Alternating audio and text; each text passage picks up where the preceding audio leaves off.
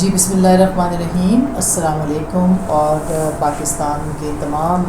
سننے والوں، دیکھنے والوں، پاکستان سے باہر بھی ان پاکستانیوں کو 76واں آزادی کا سال مبارک ہو، یا 76واں یوم آزادی مبارک ہو۔ آج 14 اگست ہے، اور 14 اگست کو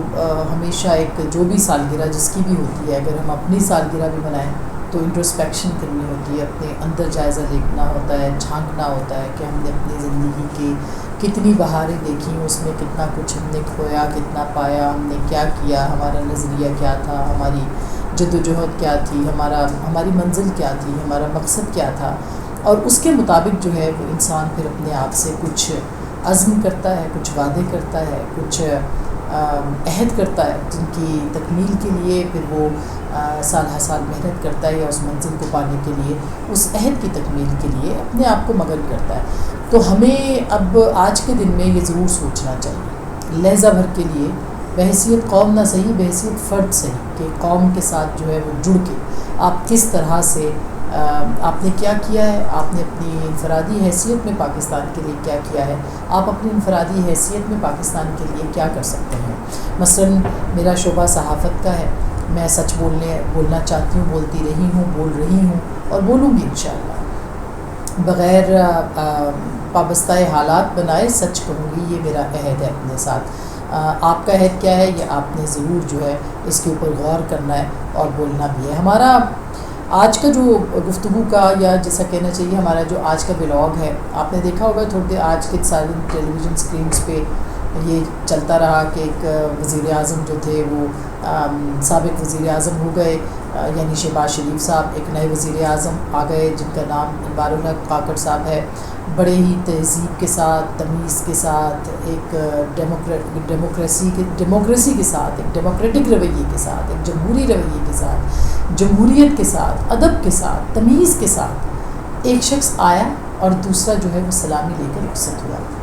9 اور 10 اپریل کی رات کو ایک شخص گیا جس کو کہا گیا کہ وہ ڈائری لے کے نکلا تھا، اور میں نے ویسے ڈائری کے اوپر کوئی بات نہیں کی، بشریٰ بی بی کی ڈائری کے اوپر بھی کوئی بات نہیں کی، اور نہ ہی میں اس حوالے سے کروں گی،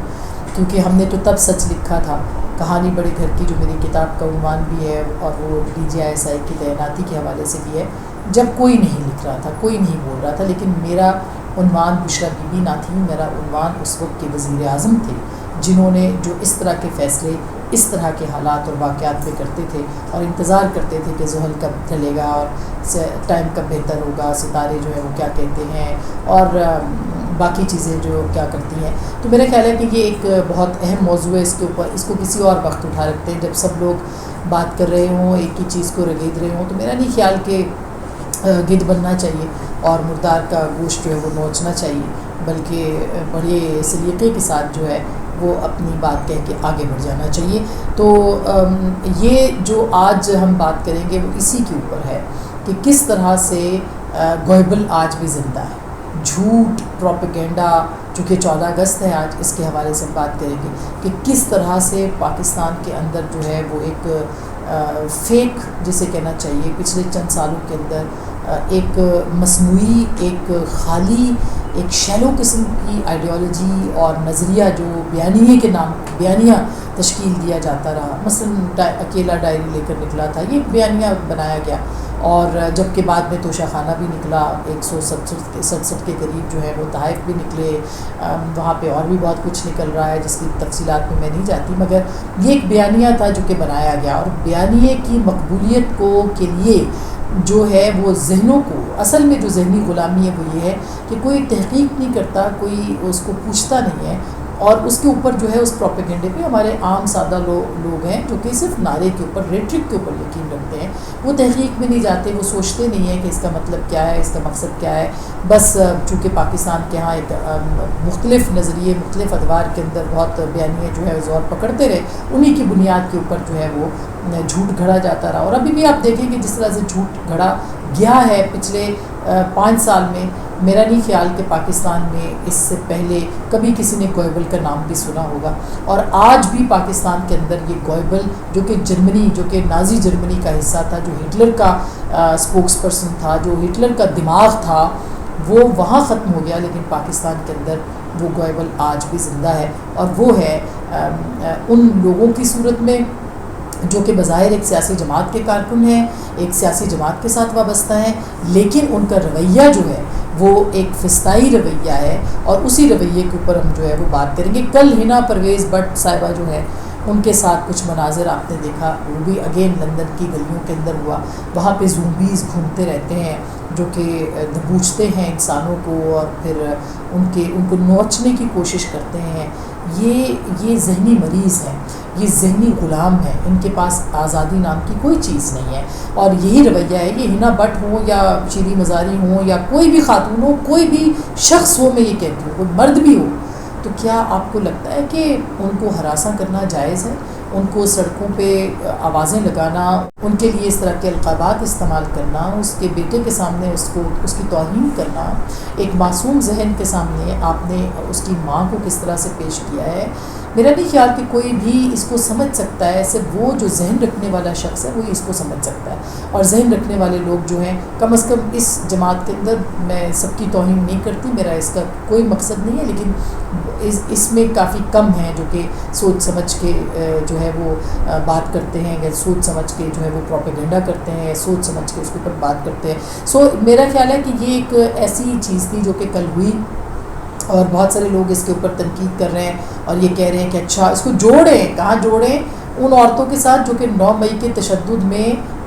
جن کے اوپر F I R law of the land کے مطابق جو ہے ایف آئی آریں کٹی ہیں، وہ اس میں ملوث ہیں یا نہیں ہیں، وہ کل کی بات ہے، وہ بعد میں ڈیسائیڈ ہوگا، لیکن آج وہ اس کے اندر ملوث نہیں ہے کہ انہوں نے کسی کو ہراساں کیا تھا، یا انہوں نے کسی پہ آوازیں کسی تھے، یا انہوں نے کسی کے اوپر جو ہے وہ کسی کی توہین کی تھی، اس کے اندر وہ بند نہیں ہے، وہ اس چیز کے اوپر بند ہیں کہ وہ حلہ بول رہے تھے، وہ حلہ بولنے گئے تھے، لیکن اس کے باوجود ہم یہ کہتے ہیں کہ ان کے ساتھ جو ہے وہ غیر انسانی رویہ نہیں ہونا چاہیے، ان کو انصاف ملنا چاہیے، ان کو رہائی انصاف کے تقاضوں کے مطابق ہونی چاہیے۔ یہ پہلے دن سے یہ اصول ہے، اور اسی کے اوپر بات کریں گے، اور جو سچ ہے اسی کے اوپر ٹکے رہیں گے۔ جہاں تک اس بات کا تعلق ہے کہ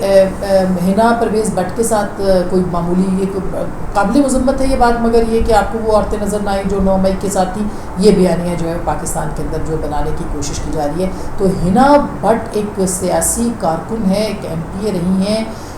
ان کا تقابلی جائزہ ان خواتین کے ساتھ جو کہ دہشت گردانہ یا انتہا پسندانہ رویے کے اندر ملوث ہیں، میرا نہیں خیال کہ اس کو غلط مدد کرنے کی کوئی، اور یہی پروپیگنڈے کا حصہ ہے، پروپیگنڈا کا جو آرٹ ہے اس کا یہی حصہ ہے کہ چند باہر بیٹھے ہوئے پاکستان کے سے باہر بیٹھے ہوئے جو افلاطون ہیں، ارسطو ہیں، سقراط ہیں، اور خیر میں ان کی بھی توہین نہیں کرنا چاہتی ان کو اتنے اچھے الفاظ دے کے، لیکن ان کا یہ بیانیہ جو ہے اس کو چلانا، اور اس کے بعد پھر یہ کہنا کہ تب آپ کو یاد نہ آیا جب یہ ہوا تو تب یہ ہوا تو فلاں، تب آپ کو یاد نہ آیا جب پاکستان کے اندر جو صحافی خواتین تھیں انہوں نے اتنی لمبی پٹیشن دی تھی آپ کی گورنمنٹ کے خلاف کہ آپ ہراساں کرتے ہیں، گالیاں دیتے ہیں، تب آپ کو یاد نہ آیا جب آپ لوگوں کے گھروں میں کودتے تھے، مجھ سمیت میرے گھر کے اندر جو ہے وہ آپ کودتے تھے، آپ کو یاد نہ آیا کہ آپ نے کس طرح ہمیں ٹرولنگ کی، ہمارے کردار کشی کی، ہمیں ہراساں کیا، کس طرح سے ہمارے خاندانوں، ہمارے بچوں تک کو نہیں بخشا، تب آپ کو انسانی حقوق یاد نہیں آئے؟ وہ تب بھی غلط تھا، اور اگر آج ایسا ہو رہا ہے تو آج بھی غلط ہے۔ اس کو تب کیوں نہ غلط کہا آپ لوگوں نے؟ تب آپ کیوں چپ رہے؟ یہ میں ڈاکٹر شیریں مزاری صاحبہ، ملیکہ بخاری صاحبہ، ان سب لوگوں کو میں یہ کہتی تھی کہ یہ کیوں آپ یہ کرتے ہیں، یہ کیوں بولتے، آپ کیوں نہیں آواز اٹھاتے، کیوں آپ لوگ جو ہے وہ چپ ہیں جب خواتین کو گالیاں پڑتی ہیں یا ان کو ہراساں کیا جاتا ہے یا ان کی جو تصویریں ہیں اس طرح سے چلائی جاتی ہیں؟ مگر میرا خیال ہے کہ یہ سب سے بڑی منافقت ہوگی کہ آپ تب چپ رہیں اور اب جو ہے وہ آپ بولیں، آپ کو تب بھی بولیں۔ کچھ ہماری صحافی خواتین اب بول رہی ہیں، تب وہ چپ کیوں تھی، تب انہوں نے کیوں مذمت نہ کی؟ تو میرا خیال ہے کہ یہ ایک بہت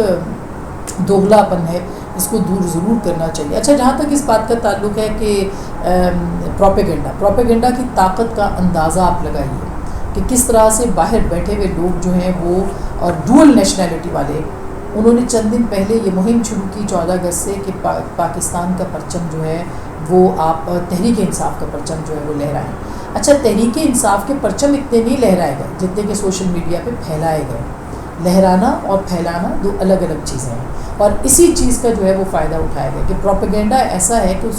اس کو میگنیفائی کر کے بتایا جائے کہ ہر طرف جو ہے وہ تحریک انصاف کے پرچم ہی لہرائے گئے۔ آپ اپنے شہر میں نکلیے، مجھے بتائیے کتنے تحریک انصاف کے کارکن جو ہیں وہ پرچم لے کے ہاتھ میں نکلے؟ بری بات نہیں ہے، سیاسی جماعتوں کے کارکن نکل سکتے ہیں، لیکن آپ پاکستان کے پرچم پہ اگر یہ بات کرتے ہیں کہ وہ ان کا نہ لہرائیں اور اپنا لہرائیں، تو پھر آپ کے یہاں پھر باہر بیٹھے ہوئے لوگ ڈوئل نیشنلٹی والے اگر اس بات کو کریں تو میرا خیال ہے کہ اس کے اوپر کافی زیادہ اس کی پکڑ ہونی چاہیے، اس پہ تنقید ہونی چاہیے.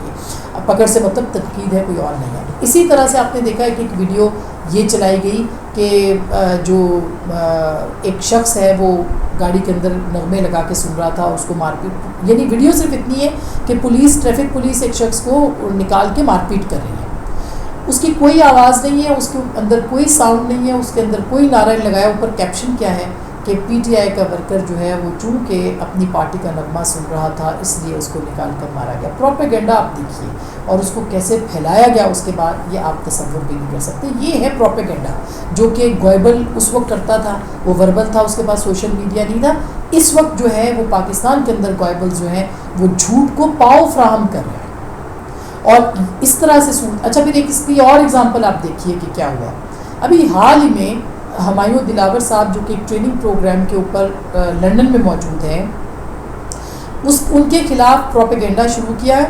یہی جو باہر بیٹھے ہوئے چند لوگ ہیں ان کے اوپر انہوں نے تصویریں پوسٹ کی کہ یہ ہمایوں دلاور نواز شریف سے مل رہے ہیں، مریم نواز سے مل رہے ہیں. وہ پتہ ہے آپ کو وہ ہمایوں دلاور نہیں تھے، ایک نواز شریف کا پی ایس تھا،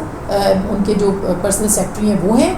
ذیشان. ان کی تصویریں کیونکہ شکل ملتی تھی، یعنی جس طرح کی حیت چہرے کی دیکھ لی، اس حیت کو جو ہے وہ آپ استعمال کر لیں، اس چہرے کو آپ استعمال کر لیں، اور لوگوں نے چونکہ تحقیق نہیں کرنی اس لیے آپ اس کو پھیلا دیں کہ یہ تو جج ہمایوں دلاور تھا. اور یہ ہمایوں دلاور جو ہے یہ اس طرح کی جو ہے ان کے ساتھ تصویریں اور ان کی پولیٹیکل ایفیلیشن، یعنی اس کو آپ نے ملائن کیا ہے، ڈسکریڈٹ کرنے کی کوشش کی ہے. حالانکہ وہ ہمایوں دلاور نہیں بلکہ مریم نواز کا ایک پرسنل سیکرٹری، اور دوسرے جو تھے وہ کوثر کاظمی جو ہیں وہ سما ٹی وی کے اور سے وابستہ ہیں. پہلے ان کے بیورو چیف رہے ایک سٹوری کرنے پہ، جو کہ اس وقت کے حساس ادارے کے بہت بڑے افسر جو ہے وہ چھپ کے جو ملاقاتیں کر رہے تھے اس کی سٹوری کرنے کے اوپر ان کو سما سے برخاست کیا گیا تھا پچھلے دور میں، اور اب دوبارہ وہ سما کے اندر ملازمت کرتے ہیں. ان کی تصویر لے کے، ان کی ویڈیوز کو لے کے، کیونکہ ان کی شکل تھوڑی سی ملتی تھی ہمایوں دلاور کے ساتھ، اس کو پھیلا دیا. اور اتنا پھیلایا کہ یعنی ان کے ہم جیسے لوگ جو کہ ان کو جانتے ہیں، ہم بھی ایک منٹ کے لیے تو مطلب یہ کیا ہو رہا ہے بھائی، یہ کیا ہے؟ حالانکہ ظاہر ہے کہ یہ یقین کرنے والی بات نہیں ہے، مگر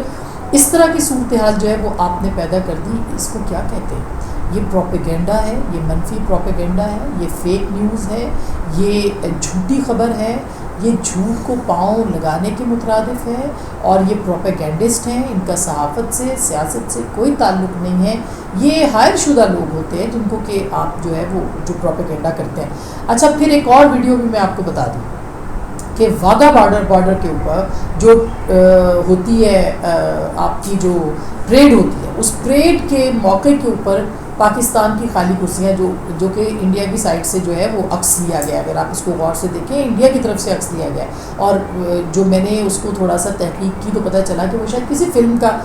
سین ہے جس میں کہ وہ بارڈر کے اوپر، واگا کے اوپر ان کی شوٹنگ ہے، اور ہندوستان کی طرف سے شاٹ لیا گیا ہے کہ پاکستان کی طرف کوئی پرچم نہیں لہرا رہا، کوئی پریڈ دیکھنے نہیں آیا. یعنی ان کو اتنی پاکستانیوں کو نفرت ہو گئی ہے کہ وہ کوئی پریڈ دیکھنے نہیں آیا. اور یہ پروپیگنڈا اتنا پھیلایا گیا کہ ظاہر ہے کہ بہت سارے لوگ جو ہے پھر یقین کر لیتے ہیں. آپ کے ذہن میں ایک چیز آ جاتی ہے، بیٹھ جاتی ہے، اس کو آپ بار بار ریپیٹ کرتے ہیں تو پھر لوگ اس پہ یقین کرنے پہ مجبور ہو جاتے ہیں، کیونکہ ان کے پاس نہ تو اتنی سورس آف انفارمیشن ہے، نہ ان کے پاس اتنا بڑا پروپیگنڈا سیل ہے کہ جس کا کوئی توڑ موجود ہو. اور اس میں سب سے بڑا جو اس کا الزام ہے وہ موجودہ سیاسی جماعتیں، جو جمہوری سیاسی جماعتیں، ان کے ساتھ جاتا ہے، اور اس کے ساتھ ساتھ پاکستان کی وہ اسٹیبلشمنٹ جنہوں نے ان کو تیار کیا تھا. یہ پورے پروپیگنڈا سیل، یہ جو ذہن تھے، یہ کیسے تخلیق کیے گئے، ان کو کس طرح سے سیاسی جماعت کے لیے، مخصوص سیاسی جماعت کے لیے استعمال کیا گیا، یہ ان کو پکڑنا چاہیے. اور اس کا کریڈٹ جو ہے ان کو جاتا ہے کہ جنہوں نے ان کو تخلیق کیا تھا، جھوٹ کے اوپر جو ہے ان کا میرٹ صرف اور صرف جھوٹ بنایا تھا. تو پروپیگنڈا کا دور ہے، جھوٹ کا دور ہے، یہ پھیلایا جا رہا ہے، بہت پھیلایا جا رہا ہے. ان زومبیز سے بچنے کے لیے جو کہ گلیوں میں نظر آ رہے ہیں، جو کہ جن کو پاکستان سے نہیں بلکہ پاکستان کے مخالف جو لوگ ہیں ان کے ہاتھوں میں کھیل رہے ہیں. میں نے کبھی یہ بات نہیں کی اور میں کبھی نہیں کروں گی. میں نے خود غداری کا مقدمہ بھگتا ہے. میں اس بات کو بہت سمجھتی ہوں کہ یہ بات نہیں کرنی چاہیے, لیکن اگر آپ جھوٹ پھیلاتے ہیں اور اس کے پروپیگنڈے کو پاؤں دیتے ہیں اور آپ کسی کے پروپیگنڈسٹ بن جاتے ہیں تو آپ سمجھ لیجئے کہ ایک پورا نیٹ ورک ہے جو کہ اس کے خلاف کام کر رہا ہے. اور یہ کب تک کام کرتا رہے گا یہ نہیں پتہ, مگر صرف آپ سے یہ درخواست ہے کہ آپ تحقیق کر لیا کریں اور آج کے دن میں یہ عہد ضرور کریں کہ آپ نے دھرتی ماں کے لیے, وطن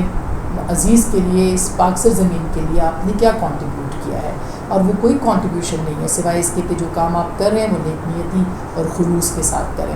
تو گوئبلز جو ہیں ان کو آپ نے اس کا مقابلہ کرنا ہے, سچ جاننا ہے, تحقیق کرنی ہے اور سچ کو پھیلانا ہے, کیونکہ 100 جھوٹ کے مقابلے پہ ایک سچ جو ہے وہ اتنی طاقت رکھتا ہے جتنی کہ شاید 1000 جھوٹ پہ بھی نہ ہو. تو اپنا بہت خیال رکھیے گا. ایک دفعہ پھر آزادی مبارک. اللہ نے